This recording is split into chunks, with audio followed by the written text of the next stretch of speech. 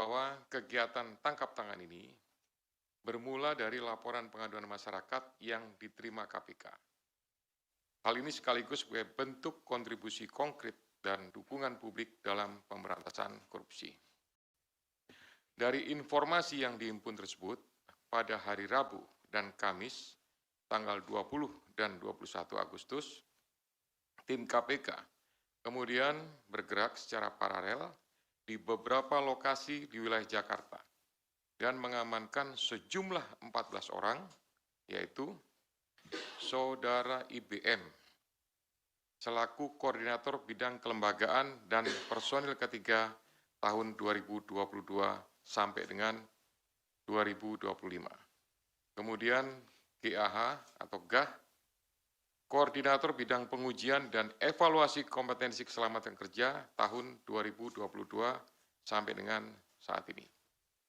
SB, Subkoordinator Keselamatan Kerja, Direktorat Bina K3 tahun 2020 sampai dengan 2025. AK, Subkoordinator Kemitraan dan Personil Kesehatan Kerja tahun 2020 sampai dengan sekarang. IEG, Wakil Menteri Ketenagakerjaan tahun 2024 sampai dengan 2029. FRZ, selaku Dirjen Binwasnaker dan K3 pada atau sejak Maret 2025 sampai dengan sekarang. HS, Direktur Bina Kelembagaan tahun 2021 sampai dengan Februari 2025. SKP, Subkoordinator, kemudian SUP, Koordinator juga, kemudian ada TEM, ini adalah pihak PT, perusahaan jasa, PT Chem Indonesia, kemudian MM dari perusahaan jasa juga, PT Chem Indonesia, dan Direktur Bina Kelembagaan tahun 2021. Yang lainnya, karena tidak terkait, maka tidak dilakukan pemeriksaan. Hasil dari tindak pidana ini, yaitu 15 unit kendaraan bermotor roda 4 dengan rincian 12 unit dari IBM, 1 unit dari SB, 1 unit kendaraan roda 4 dari SB, yang 12 unit tadi juga roda 4, kemudian 1 unit roda 4 dari HS, 1 unit roda 4 dari GAH. Kemudian 7 unit kendaraan bermotor roda 2. 6 unit kendaraan roda 2 diamankan dari IBM dan 1 unit kendaraan roda 2 diamankan dari IEG.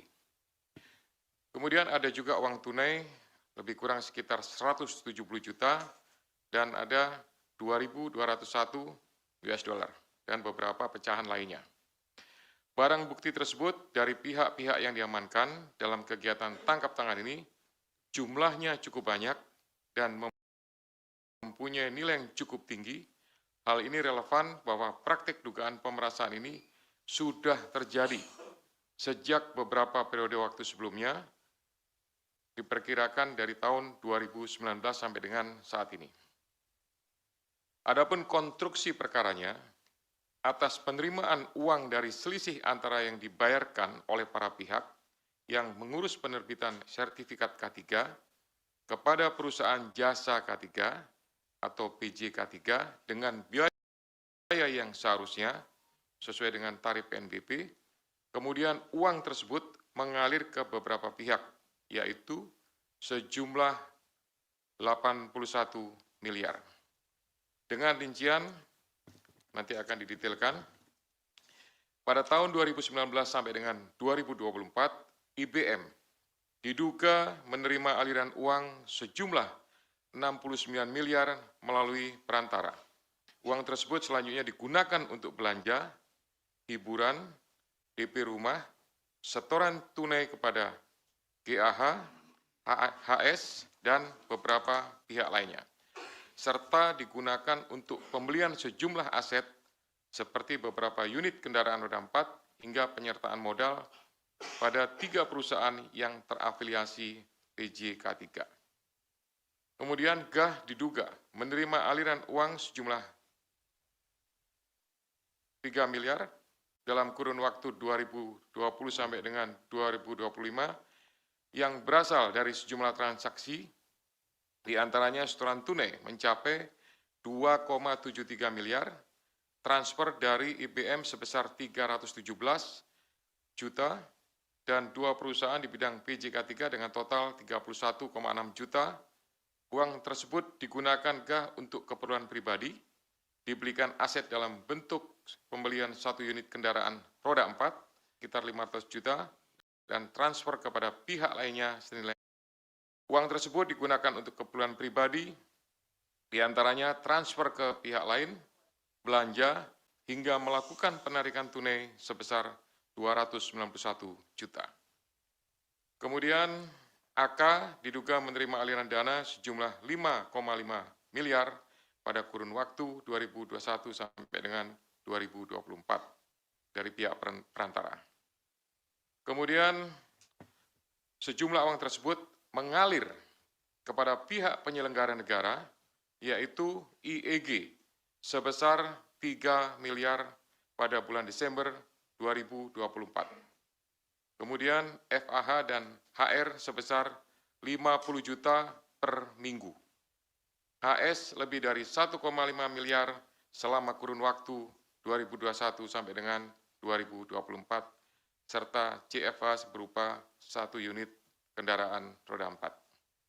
Sehingga dalam perkara ini, pihak-pihak yang diduga menerima aliran uang dari PJK3 adalah IBM, kemudian GAH, SB, AK, IEG, FRZ, CFA, HS. KPK selanjutnya melakukan pemeriksaan secara intensif dan telah menemukan sekurang-kurangnya 2 alat bukti yang cukup. KPK kemudian menaikkan perkara ini ke tahap penyidikan dengan menetapkan 11 orang sebagai tersangka.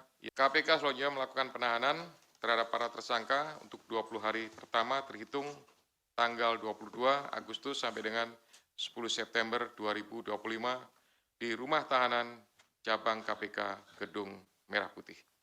Atas perbuatannya, para tersangka dipersangkakan pasal 12 huruf E dan atau pasal 12 huruf B besar Undang-Undang Nomor 31 Tahun 1999 tentang Pemberantasan Tindak Pidana Korupsi, sebagaimana telah diubah dengan Undang-Undang Nomor 20 Tahun 2001 Yunto Pasal 64 Ayat 1 KUHP, Yunto Pasal 55 Ayat 1 ke 1 KUHP.